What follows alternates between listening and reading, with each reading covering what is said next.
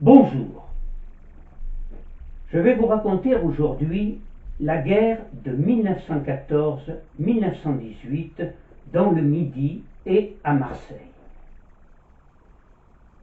En 2014, dans le cadre du centenaire de sa déclaration, j'ai écrit un livre qui s'efforce de tordre le cou à certaines idées reçues.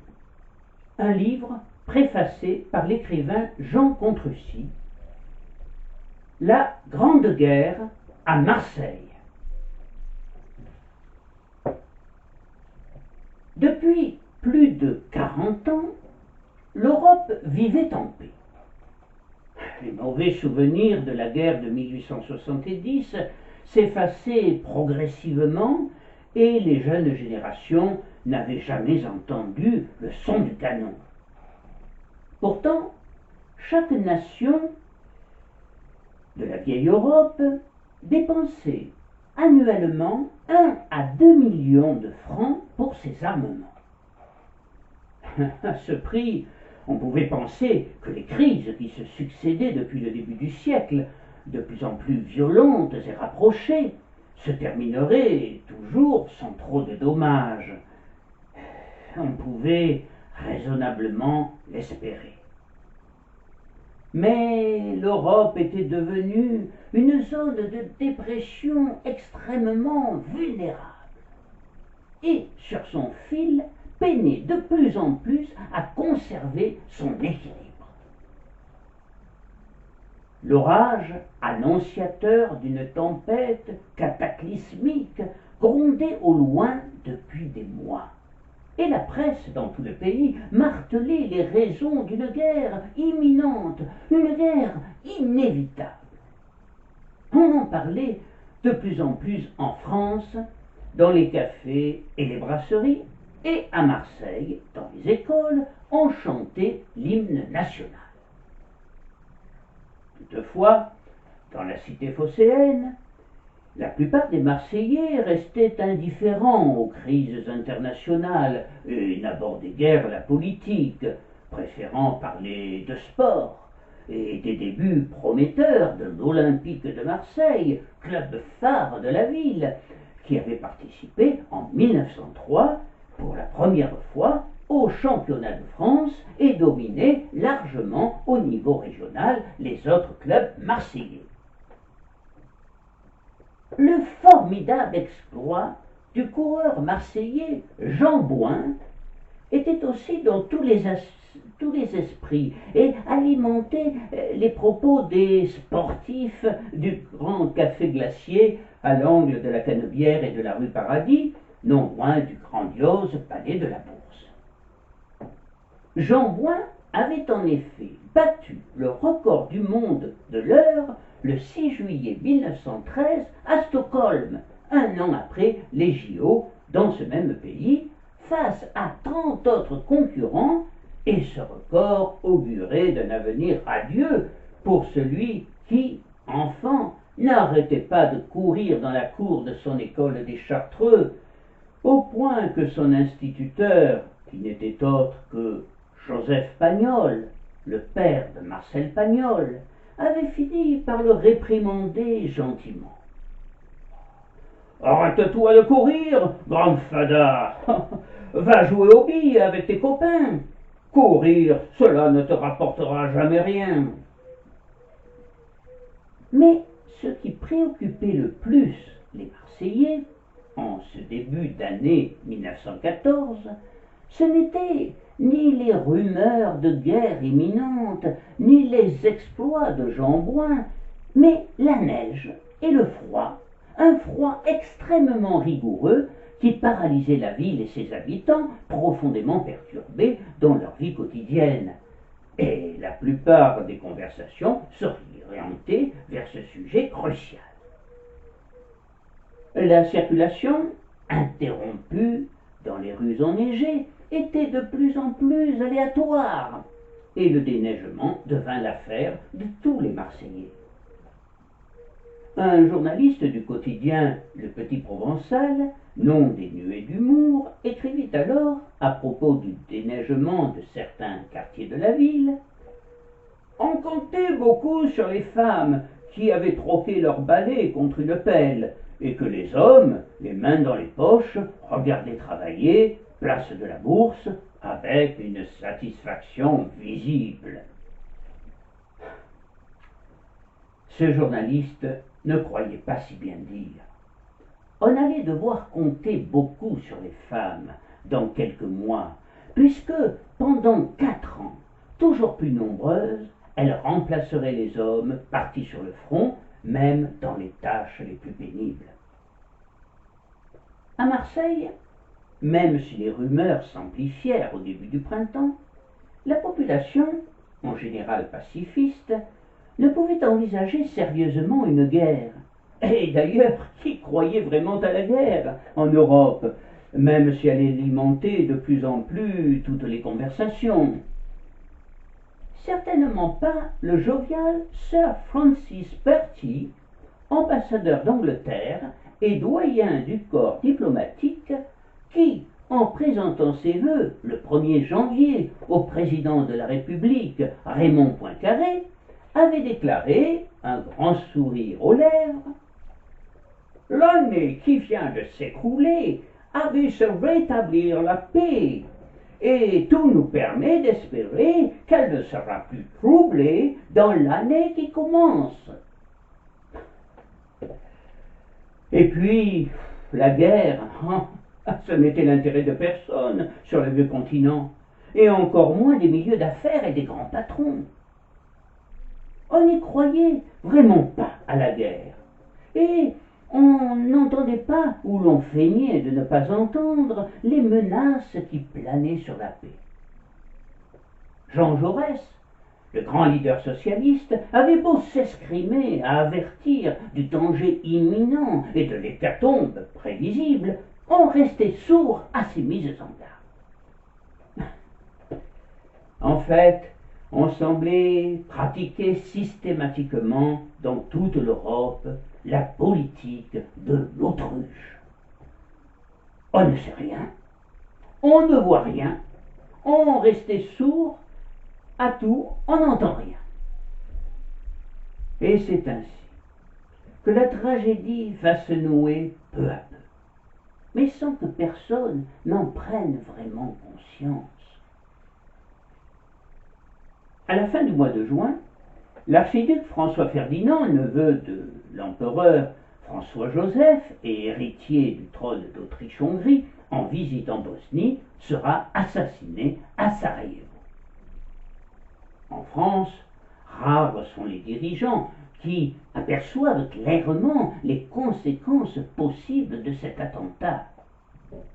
La presse y consacre beaucoup moins de place qu'à la prochaine comparution devant la cour d'assises de la Seine de Madame Henriette Caillot, l'épouse du ministre des Finances Joseph Caillot, accusée du meurtre du directeur du Figaro, Gaston Calmette, qui avait engagé une violente campagne de presse contre la politique de son mari.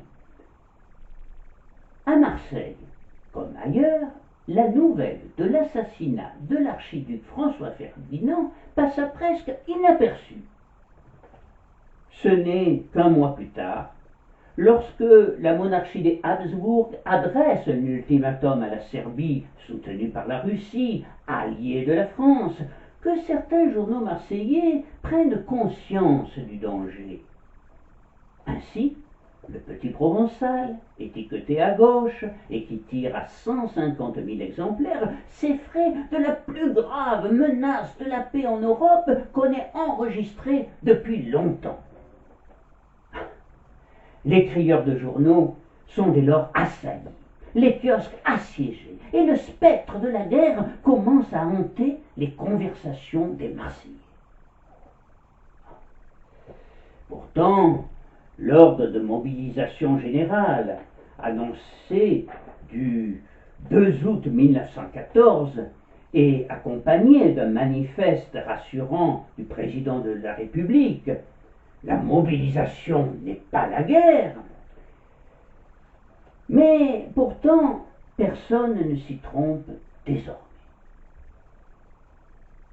Les Marseillais sont prêts à accomplir leur devoir jusqu'au bout, affirme le quotidien de droite Le Soleil du Midi. Sans doute. Pourtant, à Marseille, on ne partira pas dans la joie, la fleur au fusil. Cette image est très largement légendaire. L'enthousiasme chauvin et cocardier, s'il existe certainement, n'est pas l'attitude la plus fréquente à Marseille. La cité phocéenne, pourtant généralement si prompte à s'enflammer, plonge dans le silence. On pourrait même dire que la ville entière retient son souffle, et les quelques démonstrations un peu voyantes de patriotisme cachent difficilement la sourde angoisse des hommes, une angoisse qu'ils tiennent à partager, d'où l'incroyable mouvement de fraternité qui saisit la cité. On serre la main des gens qu'on ne connaît pas, on se tutoie, bourgeois et ouvriers devisent gravement, comme si, face au danger, les divisions sociales s'effaçaient. C'est l'image de l'union sacrée à la Marseillaise, qui sera portée par le maire de Marseille, Eugène Pierre. Mais l'union sacrée prend à Marseille un caractère d'extrême gravité qui étonneront les observateurs. L'expression union sacrée a été inventée par le président Poincaré. La première fois, elle se trouve dans le message que celui-ci adresse au Parlement le 4 août et qui fut lu par le président du Conseil, René Viviani, lors d'une séance mémorable dans l'allégresse générale. Messieurs, la France vient d'être l'objet d'une agression préméditée qui est un insolent défi aux droits des gens.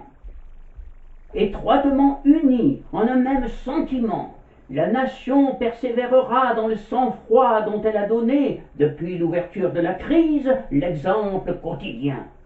Elle sera héroïquement défendue par tous ses fils, dont rien ne brisera devant l'ennemi l'union sacrée.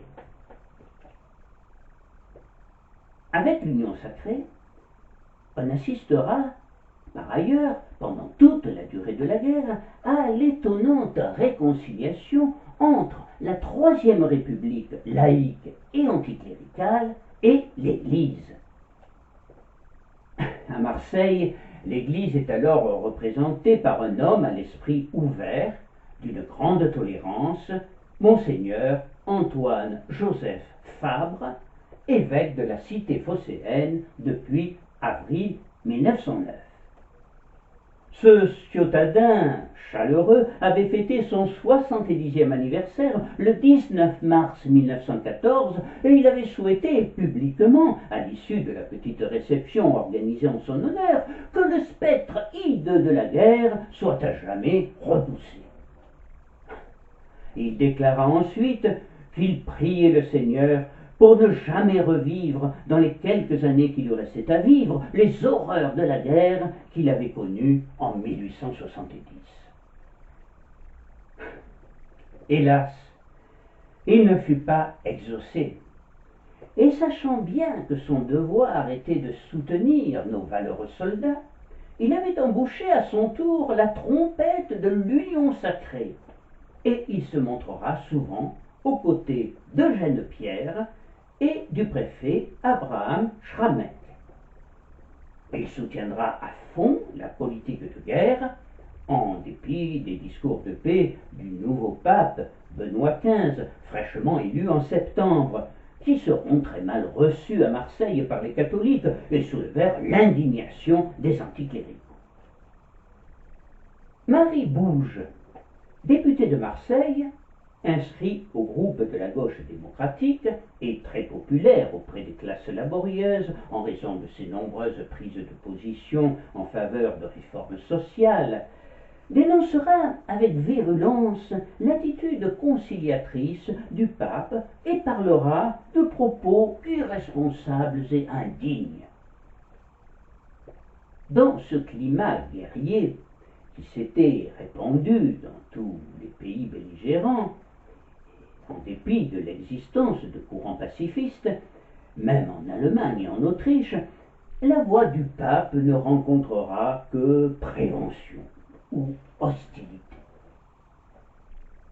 Pour la première fois, sans doute de leur histoire, les Marseillais vont ressentir, en août 1914, le besoin de s'oublier un tantinet et de se fondre dans la communauté nationale pour surmonter une épreuve commune. Pour la première fois aussi, sans doute, ils prirent conscience d'appartenir à une nation, avec tout ce que cela comporte de devoirs. Union sacrée ou pas, contrairement à la population, les politiques, toutefois, n'enterreront que partiellement la hache de guerre, et droite et gauche poursuivront leurs querelles, souvent stériles, à l'Assemblée, sauf peut-être durant la phase particulière de l'invasion, chaque camp s'accusant d'ailleurs de violer l'esprit de l'union sacrée. Mais à Marseille, jusqu'en 1917, ils se firent un devoir de taire leurs divergences pour ne pas s'attiser les foudres de son maire, Eugène Pierre. Eugène Pierre est né à Marseille, quartier de Saint-Henri, le 26 novembre 1864. Fils d'un tuilier, il fait ses premières études au Grand Lycée de Marseille, puis dans la capitale, où il s'inscrivit à la faculté de droit. Avocat, tout d'abord à Paris, il revient à Marseille en 1892. 2 ans plus tard, il s'engage en politique, sera conseiller municipal, adjoint au maire dans la municipalité Chano, avant de devenir maire à son tour en juin 1914.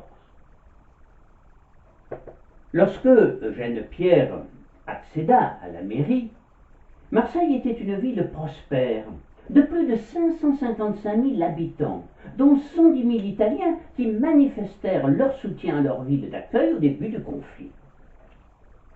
Le 3 août 1914, plusieurs milliers d'Italiens défilèrent sur la Canebière derrière une fanfare jouant la Marseillaise et l'hymne à Garibaldi, et une délégation rencontra le préfet puis le maire pour les assurer que la France pouvait compter sur eux comme sur ses propres enfants.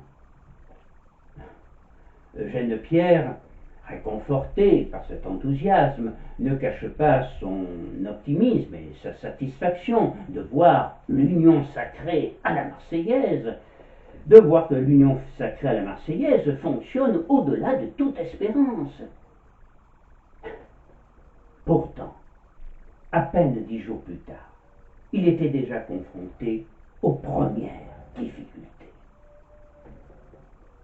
Le principal problème est d'assurer dans de bonnes conditions le quotidien de la vie des Marseillais et de permettre à chacun de s'approvisionner correctement et à des prix normaux. Or, dès les premières heures du conflit, on assista à Marseille à une brusque flambée des prix, celle-ci s'expliquant par l'affolement bien compréhensible de la population encore traumatisée par les mauvais souvenirs de la guerre de 1870. Les ménagères dévalisèrent littéralement les épiceries et constituèrent d'importantes provisions de nourriture, à commencer par le sucre et la farine. Les prix commencèrent alors à monter et des commerçants peu scrupuleux abusèrent de la situation. Eugène Pierre, sollicité par la Ligue contre la vie chère qui s'était alors constituée, décida, en concertation avec le préfet Schrammeck, de prendre des mesures contre ces abus. Mais surtout, il fallait mettre devant leurs responsabilités ceux qui faisaient preuve de manque de civisme en entendant profiter du désarroi des Marseillais. Par ailleurs, Eugène Pierre mit en place une commission des subsistances dont le rôle sera de veiller au bon approvisionnement de Marseille et de surveiller les prix.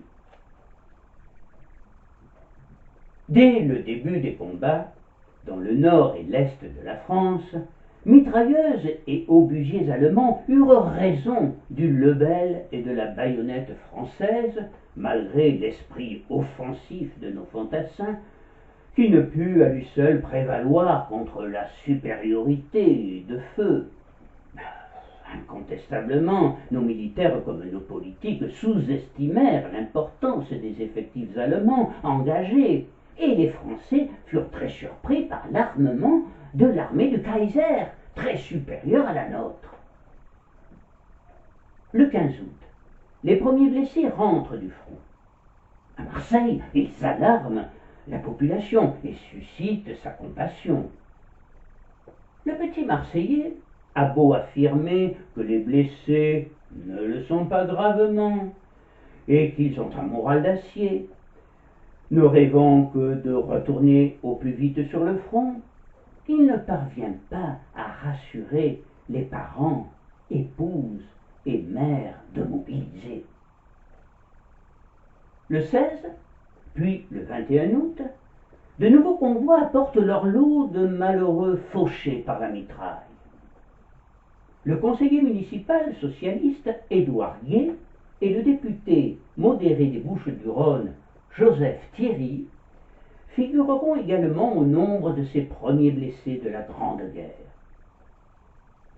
Il faut préciser que l'armée française, qui comptait 817 000 hommes au 1er août, rassembla aussitôt après le décret de mobilisation générale près de 3 millions d'hommes, et le nombre d'incorporés, engagés volontaires et hommes des contingents coloniaux ne cessera d'augmenter jusqu'à la fin du conflit.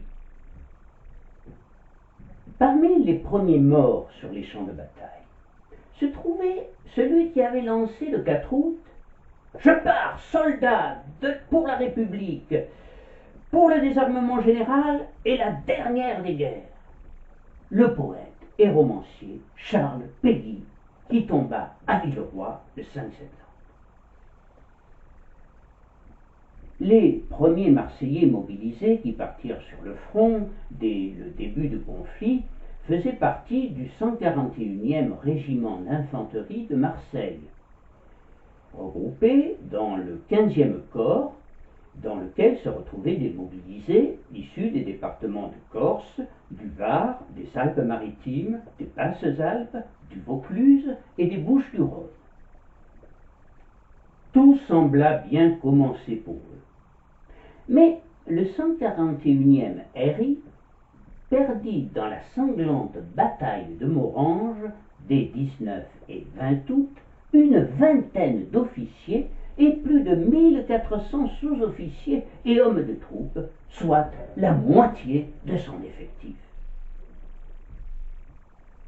Voici ce que nous en dit un Provençal, originaire de la commune de Mirabeau, soldat du 58e d'infanterie, dont le manuscrit, un poème, sera retrouvé dans la poche de sa vareuse par sa famille lorsque son corps lui sera rendu. Il perdra la vie à Verdun en février 1916.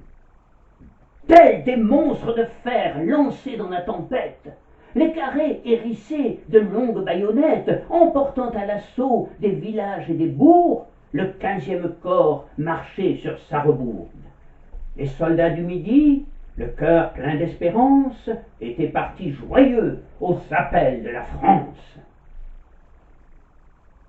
La deuxième armée, sous le commandement du général de Castelnau, connaît pourtant très vite les affres de la retraite. Les Allemands progressent avec des troupes 2 fois supérieures à celles estimées par nos stratèges et sont beaucoup mieux équipés. Mais le mot d'ordre est l'offensive à tout prix. Autour de Nancy, la deuxième armée va donc tenter de repartir à l'assaut. Elle comprend le 20e corps de Nancy, commandé par le général Foch, et la division de cavalerie de Lunéville comme troupe de couverture, et reçoit plusieurs corps d'armée du Midi, dont le fameux 15e de Marseille. Le 8 août, Mulhouse est prise, mais 2 jours plus tard, les Français sont repoussés hors de la ville. Le 10 août, le général Lescaut, qui commande la cavalerie de Lunéville, juge opportun de faire attaquer le village de la Garde situé au nord-est de Lunéville par 2 bataillons d'infanterie venus d'Avignon et de Nîmes. Les méridionaux doivent charger à la baïonnette et sont bientôt submergés par des renforts allemands qui utilisent l'artillerie lourde. Cet engagement inutile, qui fera plus de 300 tués, est condamné par Castelnau, qui entend lancer l'offensive avec les 15e, 16e et 20e corps sur Château-Salins et Sarrebruck. La grande attaque française est prévue le 14. Mais, lors de l'assaut du village de Moncourt, les Français prennent conscience que, dans la guerre moderne, ce qui compte d'abord, c'est la puissance de feu, et non les fantassins. Moncourt sera pourtant repris, mais au prix de pertes considérables. Les hommes traumatisés réclament les renforts promis depuis plusieurs jours. C'est alors que le général Castelnau décida de lancer la 15e à l'attaque au nord de Dieuze, sur des positions fortifiées par les Allemands depuis 40 ans d'occupation de la Moselle. La bataille commença le 19 pour le 15e corps. Ce fut, pendant 2 jours, une lutte héroïque, où nos soldats, plus grands que des rois antiques, oubliant la Provence et les rivages heureux, s'en allaient tous mourir en un assaut furieux. Malgré tout l'héroïsme de ces soldats, le 15e corps ne parvint pas à progresser. Le matériel manquait, et notamment les pièces lourdes. Les généraux, jugés incapables, sont relevés de leurs fonctions par Castelnau, comme Lescaut, tenu pour responsable de l'échec de la Garde. Mais cela ne résout pas le problème des forces supérieures et de l'armement plus important et efficace des Allemands. Sans réserve ni appui d'artillerie, écrasé sous les obus ennemis, le 15e corps, malgré sa vaillance, ne tient plus. Son chef, le général Espinasse, fait un bilan terrible des pertes à Castelnau, qui doit donc se résoudre à ordonner une retraite générale pour éviter le pire. Puis ce fut la retraite, et non une déroute. Les pauvres rescapés, ventre creux, mais toujours l'âme altière, revinrent lentement vers les bornes frontières. Et, oh là, mes amis, dans cette plaine immense, où s'engloutit un jour l'armée de la Provence, tu dors, mon pauvre gars, de ton dernier sommeil. Toute l'armée se replie alors derrière la Meurthe. La retraite s'effectue en une longue marche de nuit. Les hommes sont épuisés. Certains sont hissés sur des charrettes de paysans. La mort est la grande gagnante des journées tragiques d'août. Et notre soldat provençal de conclure ainsi son monologue poignant, évoquant les innombrables morts de cette lamentable boucherie. Mais si l'on vous refuse l'auréole de gloire qui brillera malgré tout dans l'histoire, ces mots seront gravés en belles lettres d'or. Dieuze, tombeau glorieux du 15e corps. Au ministère de la Guerre, dès qu'il apprend le drame, Alphonse Messigny, le ministre de la Guerre, a du mal à contenir son calme. Écumant de colère, il réfute violemment l'argument de la supériorité numérique de l'ennemi, justifiant la retraite, et menace de faire fusiller tous les généraux responsables du repli. Car il lui faut des coupables. Mais, plus encore que leur chef, Messigny finit par se persuader que les coupables, ce sont les soldats du Midi qui, par leur lâcheté, ont permis aux Allemands d'envahir la France et de déshonorer notre drapeau. Ces soldats d'opérette, abrutis, paresseux et veuls, dont la défaillance est une honte pour nous. Les préjugés contre les méridionaux ressurgissent aussitôt, issus directement du siècle dernier.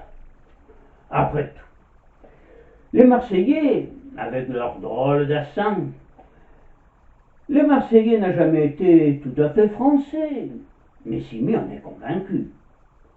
Force est de constater que le stéréotype figé par le théâtre et la société parisienne, s'appuyant sur certains héros de romans d'Alphonse Daudet, a la vie dure. Après le ministre, c'est la presse parisienne qui ouvrit les hostilités en publiant l'article du sénateur de la Seine, Auguste Gervais, paru le 24 août dans Le Matin, qui se situait en seconde position parmi les quotidiens les plus diffusés. L'article assassin qui fut ressenti par les Marseillais comme une douloureuse humiliation. Un incident déplorable s'est produit. Une division du 15e corps a lâché pied devant l'ennemi. Malgré les efforts des autres corps d'armée qui participaient à l'opération et dont la tenue a été irréprochable, la défaillance d'une partie du 15e corps a entraîné la retraite sur toute la ligne. Surprises sans doute par les effets terrifiants de la bataille, les troupes de l'aimable Provence ont été prises d'un subit affolement. L'aveu public de leur impardonnable faiblesse s'ajoutera à la rigueur des châtiments militaires. L'article fit l'effet d'une bombe. Et bientôt, la défection du 15e corps sera relayée par tous les journaux, fera le tour de la France et soulèvera l'indignation et la colère à Marseille et dans toute la Provence. L'injuste suspicion sera telle que 15 jours après le drame, l'état-major télégraphiait à Marseille: des hommes du 15e corps seraient illégalement rentrés dans leur foyer. Sans dire la raison des recherches, vous prescrit faire effectuer par gendarmerie enquête approfondie. Ferez procéder à arrestations immédiates, s'il y a lieu, et à traduction devant conseil de guerre. L'air de la calomnie n'en finissait pas d'être fredonné, pour le plus grand désespoir des Marseillais condamnés sur l'autel de la patrie. Alors, des hommes politiques marseillais, ulcérés à l'idée que le patriotisme des méridionaux puisse être ainsi mis en doute, décidèrent de réagir. Joseph Thierry et le sénateur Mascle demandèrent à Messigny de les recevoir, mais ils essuyèrent un refus qui fut interprété comme une nouvelle humiliation. Le lendemain, ils firent part de leur mécontentement en publiant une lettre publique condamnant la nervosité et les maladresses du ministre de la Guerre. Et ils furent suivis par la totalité des parlementaires provençaux qui protestèrent auprès du président du Conseil et exigèrent des excuses. Tous s'étonnaient que le gouvernement, qui prônait l'union sacrée des Français, puisse prendre le risque d'ouvrir une brèche dans celle-ci. Eugène Pierre soutenait cette démarche et recommandait aux Marseillais de ne pas répondre aux provocations.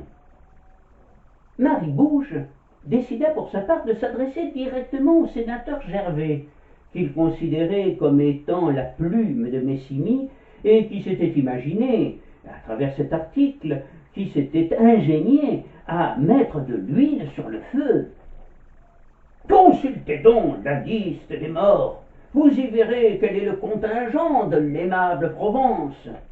Allez dans les hôpitaux, vous y verrez combien de Provençaux blessés y sont étendus. Là où est le crime contre la patrie, c'est de vous être fait, à l'heure terrible où nous sommes, le collaborateur inconscient de l'ennemi.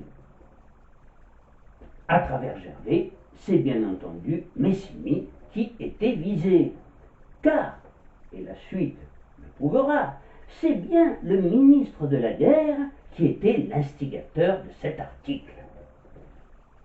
Gervais, et à travers lui Messimy, subira par ailleurs des attaques en règle de la presse marseillaise. Le Soleil du Midi, dont le fondateur était Albert Armand, le président de la Chambre de commerce, accusera Gervais d'avoir commis un acte de haute trahison. Il réclamera des sanctions sévères contre ce serviteur de l'Allemagne. Le Petit Marseillais répondra aux propos de Gervais par le mépris, et l'ensemble de la presse marseillaise sera à l'unisson dans la condamnation d'un homme qui, au fond de son fauteuil, a le culot de vouloir donner des leçons à nos valeureux soldats. Comme l'écrivit fort justement Olivier Bourrat, le XIXe siècle fut le siècle de cette exportation massive d'outrecuidance et de certitude. La ville acquiert alors cette mauvaise réputation qui lui colle toujours à la peau. Ainsi, à chaque épreuve de dimension nationale, Marseille est sur la sellette.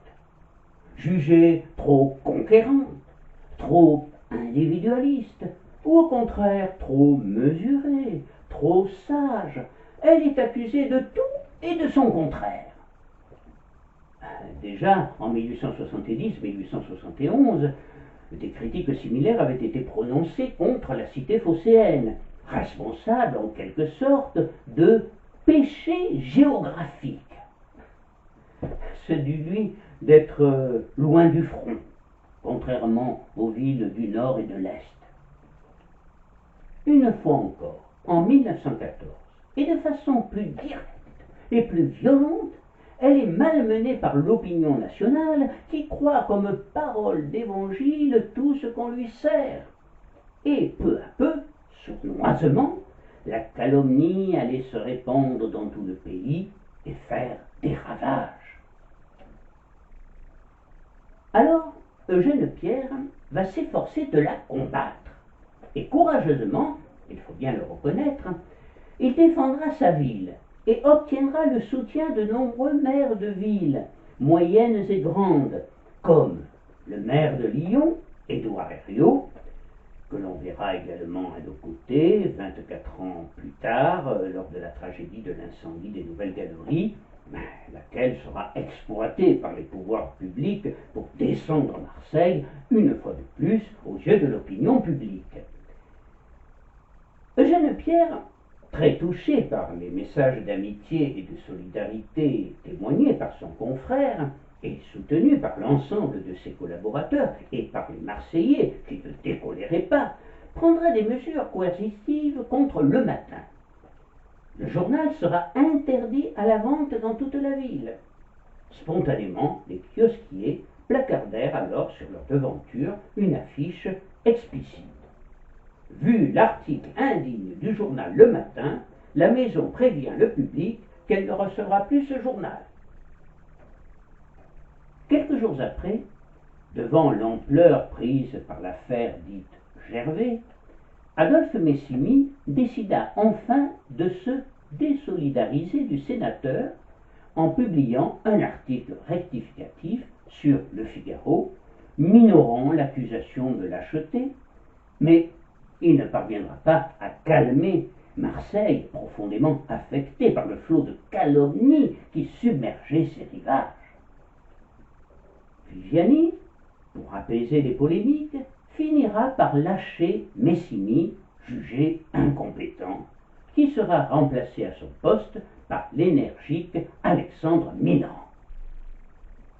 Quant au sénateur Gervais, il s'efforcera d'éteindre l'incendie qu'il avait lui-même allumé en démentant ses propres propos. Mais les Marseillais ne pardonneront jamais au sénateur pyromane pompier le mal qu'il fit, peut-être inconsciemment, à notre cité. Il est indéniable que tous les démentis du monde n'empêchèrent pas en effet l'air de la calomnie de se répandre dans tout le pays. habilement exploité par ceux, parmi la droite la plus extrême, qui accusaient Marseille de voter radical, voire socialiste. Et pendant des mois, malgré l'union nationale, les méridionaux seront souvent désignés à la vindicte populaire, comme en janvier 1916, lorsque Marseille est accusée par les journaux parisiens de ne penser qu'à leur bistrot. Les cafetiers marseillais s'étant mis en grève pour protester contre l'interdiction faite à nos permissionnaires d'aller dans les cafés, une interdiction qui ne visait que Marseille. Il n'en fallut pas plus pour que la Ligue pro-patria, dont le siège était à Paris, écrive aux députés et aux sénateurs un texte infâme sur Marseille que les journaux parisiens se feront un plaisir de publier dans leurs colonnes. Ce texte, faisant référence à l'article du sénateur Gervais et reprenant l'argument de l'antipatriotique marseillais, provoqua bien évidemment un tollé à Marseille. Le petit Marseillais résumera ainsi l'affaire. Le tort principal du Midi, c'est d'être le Midi. L'affaire du 15e corps ulcéra et piqua au vif le maire de la petite ville d'Allo, bouillant Marseillais au patriotisme à fleur de peau. Né en janvier 1879, Frédéric Chevillon succédera à son père Joseph à la mairie d'Allo en 1910. Élu député en 1912, il entra à la Chambre où il siégera au sein de la gauche radicale. Il est sous-chef de cabinet du ministre de la Marine, Camille Pelletan, lorsqu'éclate la guerre. En dépit de ses mandats législatifs et municipaux, qui le dispensaient de répondre à la mobilisation, il refuse de rester à l'arrière et rejoint l'armée comme simple soldat au 44e RIT en 1914. Il y rencontre notamment André Maginot et Léon Abrahami. Caporal, puis sergent, il est nommé sous-lieutenant au bout d'un mois dans l'infanterie. Mais son but est de passer au plus vite dans l'armée active et de combattre sur le front. Il déteste pourtant la guerre et considère que rien ne peut la justifier, mais il entend faire son devoir, ne serait-ce que pour démontrer à tous ceux qui, dans la foulée du sénateur Gervais, ont accusé les Marseillais de lâcheté, que le peuple de Marseille, démontrer que le peuple de Marseille ne manque pas de courage quand cela est nécessaire. Non, les Marseillais ne sont pas des lâches, et même si dans leur immense majorité, ils exècrent à la guerre, ils sont partis courageusement défendre la patrie. En vrai Marseillais, ils jouent certes quelquefois les fiers à bras, pour impressionner et rassurer leur femme ou leur mère, mais devant l'ennemi, pourtant supérieur en nombre et mieux armé, ils feront face, payant souvent de leur vie. C'est ce que pense Frédéric Chevillon et ce qu'il veut démontrer par son attitude exemplaire. Le 28 septembre 1914, il est affecté au 132e régiment d'infanterie de Reims. Aussitôt, il se fait remarquer par sa vaillance. Il est cité 2 fois pour des faits de guerre, la 2e fois à l'ordre du jour de l'armée, et il est proposé pour la Légion d'honneur. Très belle attitude au feu, a fait preuve d'une bravoure, d'un calme et d'un sang-froid indiscutables, peut-on lire dans le journal officiel. Le 21 février 1915, aux Éparges, au cours d'une attaque particulièrement périlleuse, il sort de la tranchée en criant « Vous allez voir comment on meurt dans le 15e corps !» On découvrira son corps après l'assaut parmi tous ceux tombés ce jour-là. Il avait tout juste 36 ans.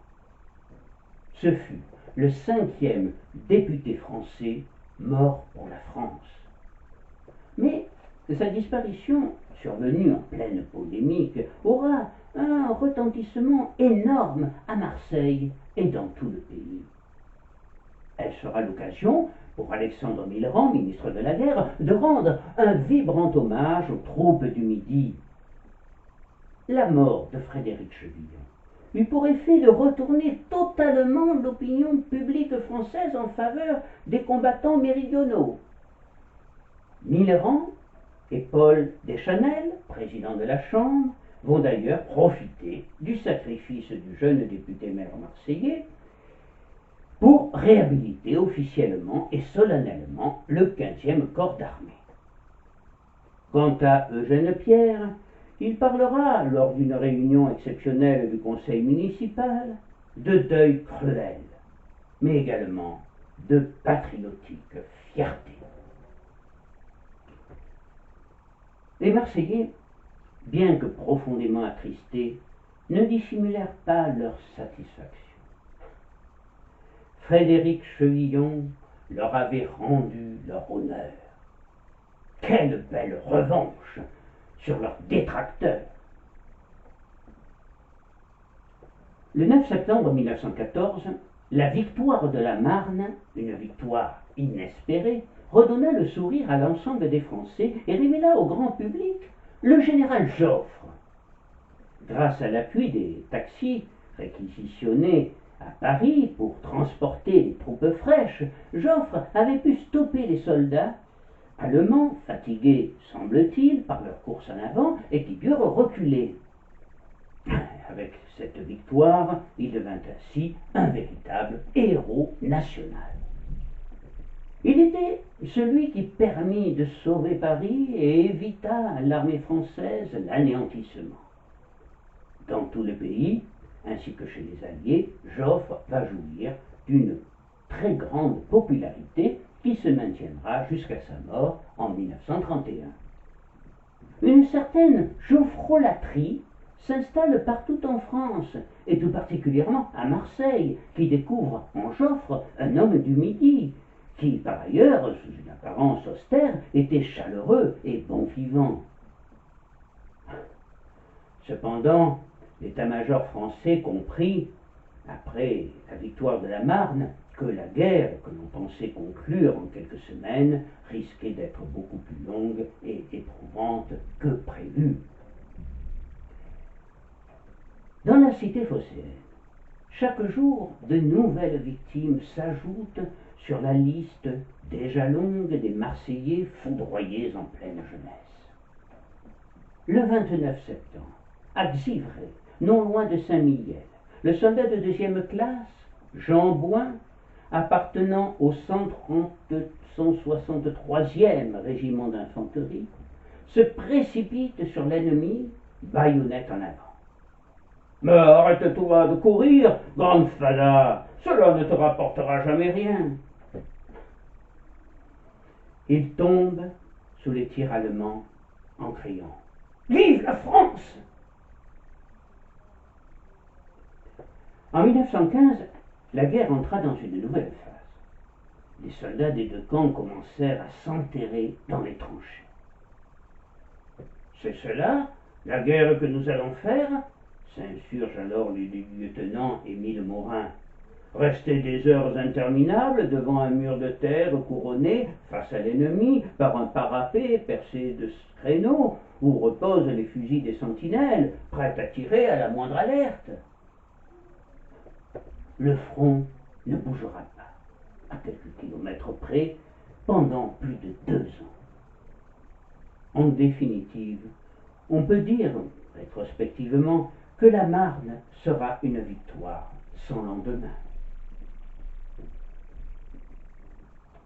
En avril 1915, les Allemands commenceront à employer pour la première fois des gaz asphyxiants, dont le fameux hypérite, qui provoqueront une grande panique avant que n'apparaissent les premiers masques à gaz.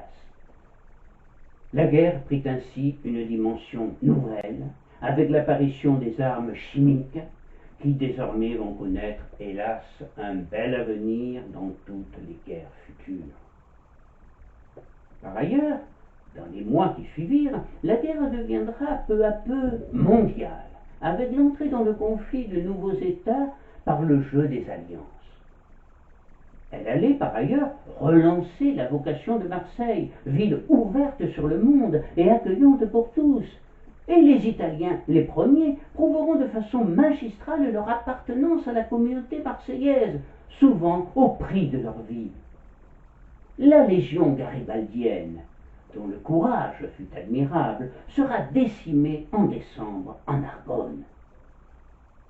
En 1915, le maire de Marseille manifestera sa reconnaissance aux volontaires italiens en donnant le nom de Garibaldi à l'une des grandes voies de Marseille, le boulevard du musée, dont le nom n'avait plus de sens depuis que le musée en question avait été déménagé au palais Longchamp. Le 23 mai de cette même année, l'Italie entrera en guerre aux côtés de la France. La communauté italienne ne sera pas la seule à avoir fait corps avec les Français en 1914. Les Arméniens s'engagent dans l'armée française dès le début de la guerre. Par l'intermédiaire du journal Arménia, dont la rédaction siège place Alexandre Labadie, les Arméniens ne cesseront de lier leur patriotisme à celui de la France. Il en est de même des Grecs installés à Marseille, malgré les tergiversations du gouvernement grec, le roi et une partie de l'opinion publique grecque étant germanophiles.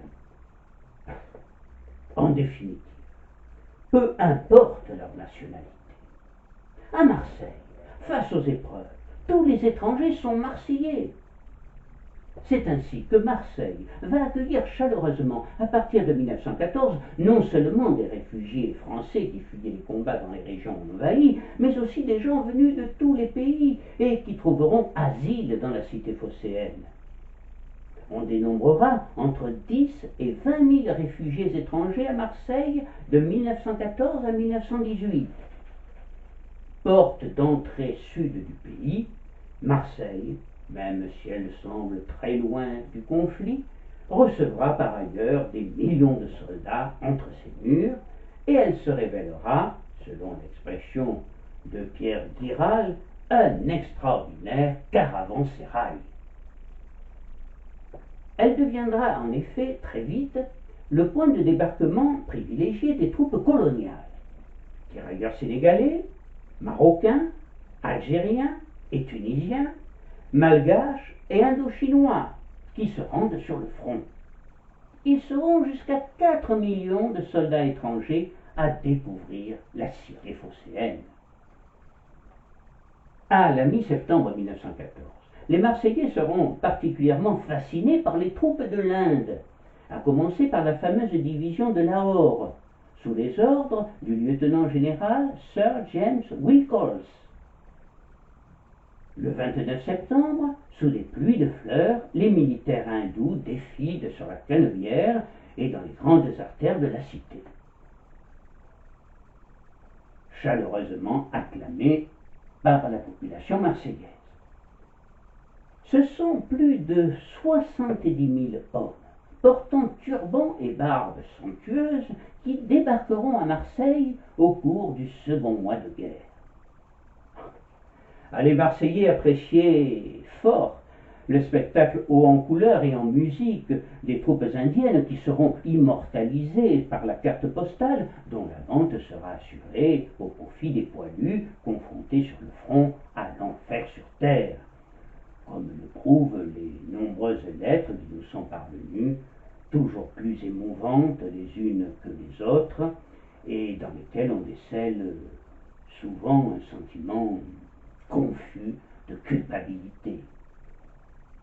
Des copains par dizaines, tombés comme des mouches autour de moi, et je suis toujours vivant. Je n'arrive pas à le croire, écrit un poilu qui finalement sera tué dans la Somme en 1915.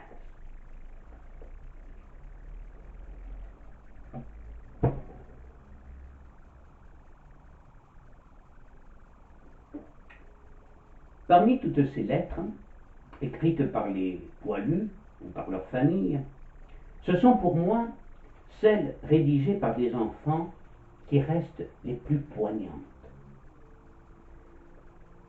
Je n'en rapporterai qu'une seule, qui fut retrouvé sur le corps d'un soldat marseillais, ferratier à l'Estac, mort au chemin des Dames en avril 1917.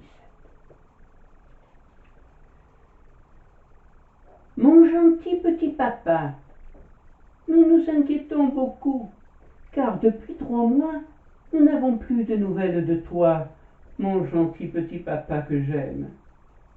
Maman se cache de nous pour pleurer. Alors, souvent, je saute sur ses genoux et je l'embrasse très fort. Ah, je suis toujours très sage, car je ne veux pas lui faire de la peine. À l'école, le maître nous dit de surtout ne pas nous battre à la récréation, et qu'il y a assez de nos pères qui se battent parce qu'ils sont bien obligés. Depuis que tu es parti, je n'ai plus du tout envie de jouer. Tu me manques tellement, mon gentil petit papa.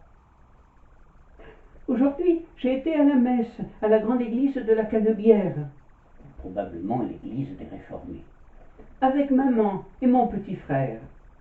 J'ai prié très fort pour toi, et pour que tu reviennes très vite chez nous, et aussi pour que cette méchante guerre s'arrête. Je veux que tu rentres à la maison, mon papa chéri. Je le veux de tout mon cœur. Je t'en supplie, rentre. J'ai trop besoin de toi. Maman me dit d'ajouter, nous avons tous besoin de toi.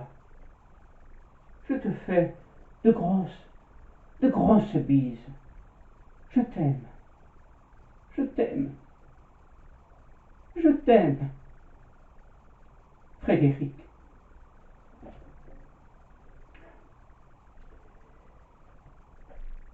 On ne peut imaginer l'immense traumatisme de tous ces enfants privés de leur père pendant ces années terribles, sans parler de ceux qui ne le revirent jamais.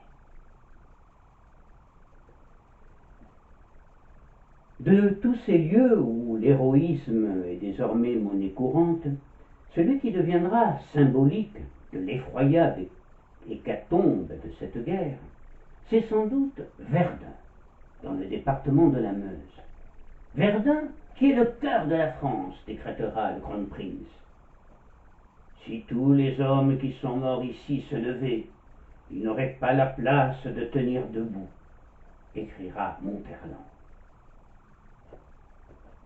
Verdun restera également associé à l'année la plus terrible de cette guerre terrible, l'année 1916.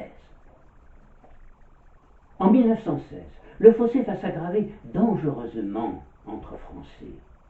D'un côté, les 5 millions de jeunes hommes qui, au cours du conflit, passent par l'épreuve terrifiante des tranchées, de l'autre, le reste du pays. Sur le front, le poilu fait désormais l'objet de toutes les attentions. On songe à sa santé, trajet sommé d'eau, laxatif jubol, Foscao pour son petit déjeuner, vin de Vial au quina, viande et chaud pour les blessés et anémiés. On songe à son hygiène et à son bien-être, tout relatif dans les tranchées, comme on peut se l'imaginer. Installation de douche, de campagne, présence d'un dentiste auxiliaire mobilisé dans chaque poste de secours, ainsi qu'à ses loisirs, musique et théâtre aux armées, avec la présence de vedettes populaires du moment, comme la grande Sarah Bernard, qui, bien qu'amputée de sa jambe droite, se fait transporter au front sur une chaise, d'où son sobriquet de Mère Lachaise. Pourtant, une incompréhension mutuelle entre le front et l'arrière se manifeste peu à peu. Et elle dépasse largement l'opposition entre héros et embusqués, ces derniers faisant la fête, les autres voués au casse-pied. Les poilus sont des sacrifiés, fait dire Jules Romain à l'un de ses personnages de Verdun, exaspéré contre l'inconscience des civils. Il n'est pas jusqu'alors hypocrites exclamations. Allons, les petits gars, allez vite vous faire tuer, vous êtes là pour ça. À Marseille, toutefois, la population est bien plus consciente qu'ailleurs de la tragique situation de nos soldats, comme elle est consciente des profits que certains tiraient directement ou indirectement de la guerre, alors que la vie chère réduisait de plus en plus à la misère une grande partie de la classe ouvrière. Les prix seront multipliés par 4 de 1914 à 1918 et la viande deviendra dès 1915 inabordable pour les classes populaires. Le 2 mai 1915, la section marseillaise de la SFIO condamnera avec énergie une poignée de spéculateurs sans pudeur ni scrupules, dont le patriotisme sonne plus faux que jamais et qui sont en train d'édifier leur fortune sur les ruines et les malheurs de leurs concitoyens. L'hostilité de la Chambre de commerce de Marseille à la loi sur l'impôt exceptionnel sur les bénéfices de guerre votée par les députés en 1916 ne pouvait que mettre de l'huile sur le feu et conforter dans leur certitude beaucoup de Marseillaises et de Marseillais qui souffraient des restrictions de la vie chère et du chômage. En mai 1917, les vendeuses de magasins et les ouvrières de maisons d'habillement font écho à la grève des midinettes parisiennes criant « Nos 20 sous, à bas le gouvernement, à bas la guerre !» Quelques grèves sporadiques vont aussi éclater, notamment chez les dockers, mais aussi les maçons, les employés de banque et les postiers. L'hôtel de poste, la Poste Colbert, construit en 1889, le plus grand de France après Paris, avec ses 4200 mètres carrés, est soudainement paralysé, plus de la moitié du personnel ayant cessé le travail. Mais, en fait, ce n'est qu'en juin 1917 que tout va véritablement s'emballer après l'effondrement du moral provoqué par l'échec de l'offensive du chemin des dames, pourtant annoncée comme décisive, et les grandes grèves des ouvrières parisiennes de mai 1917. Alexandre Millerand a beau proclamer « Il n'y a plus ni droit ouvrier, ni loi sociale, il n'y a plus que la guerre », le discours passe mal. À nouveau, ce sont les Marseillaises qui, les premières, descendront dans les rues de la cité phocéenne. Et en première ligne, les couturières qui, comme les vendeuses de magasins au mois de mai, veulent seulement améliorer leur vie quotidienne. Devant la mairie, les femmes faisant allusion aux propos d'Alexandre Millerand lancent à l'adresse des autorités « La guerre n'est pas une excuse !» L'année 1917 sera particulièrement dramatique sur le front. Début mai, on déplorera 180 000 pertes françaises contre 160 000 allemandes. Une tentative de percée du front, une de plus, échoue. La grande offensive de Nivelles est un échec sanglant. Le général Nivelles est alors remplacé par le général Pétain, tandis que Foch est nommé chef d'état-major général de l'armée française. La situation est très grave. Les poilus sont découragés. Certains commencent à rechigner aux ordres. Et des propos terribles circulent de tranchée en tranchée. On en a marre! On est crevés! Qu'ils aillent se faire foutre, tous ces gars engalonnés! Pétain est conscient de la situation. Mais avant d'entreprendre quoi que ce soit, il décide d'attendre les Américains, qui ont choisi d'entrer en guerre aux côtés des Alliés lors d'un vote du Congrès du 6 avril. Et il va s'efforcer, dans l'urgence, de redonner la confiance aux hommes. Il utilisera une main de fer dans un gant de velours pour réprimer dans un premier temps les mutineries.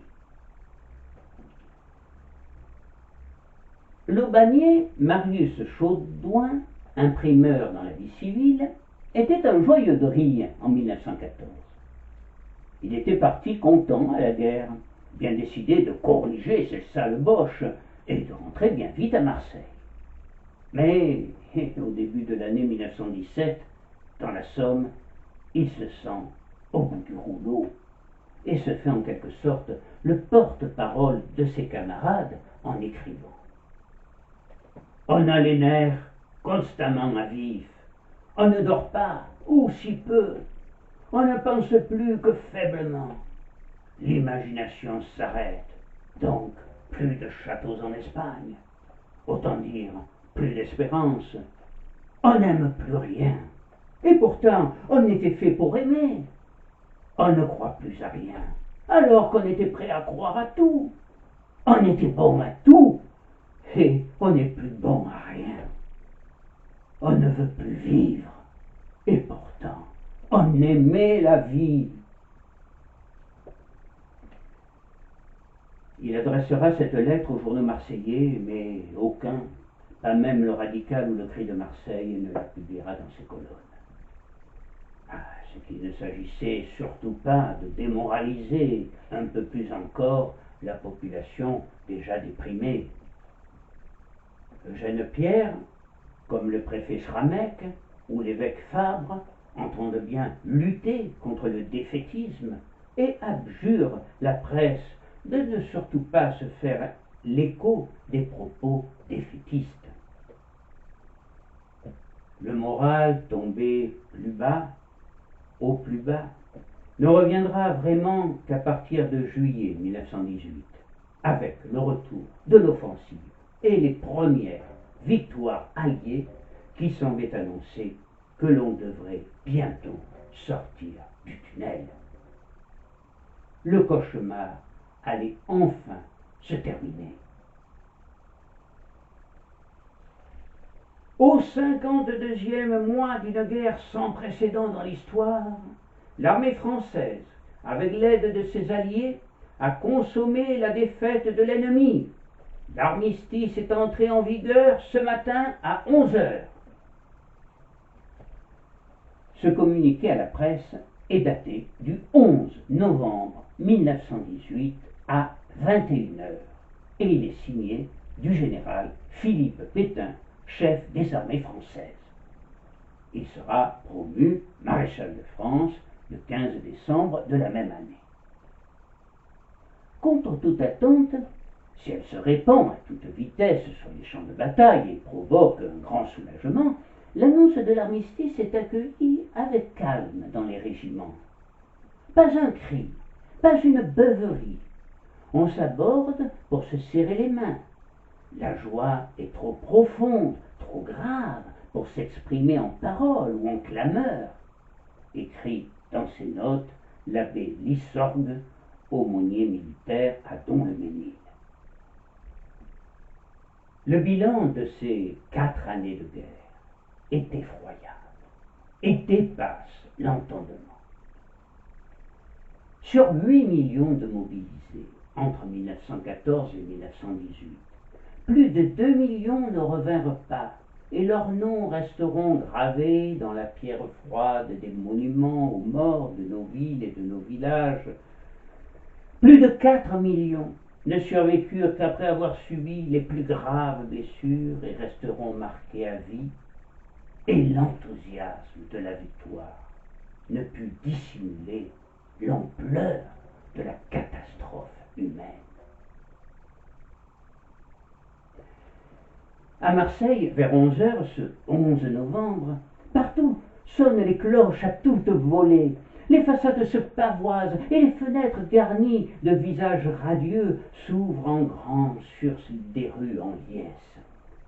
Des Marseillais, hommes, femmes, enfants, courent dans les rues comme des fous, rient, pleurent, chantent, hurlent, se donnent la main et partent en farandoles endiablées. Les soldats de tout pays embrassent toutes les femmes, jeunes ou âgées.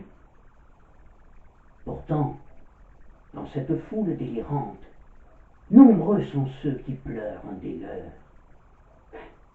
Et la joie éclatante finit par devenir presque indécente pour toutes les mères, les épouses, les enfants de ceux qui ne sont pas revenus. Le petit Provençal, le premier, s'en offusquera.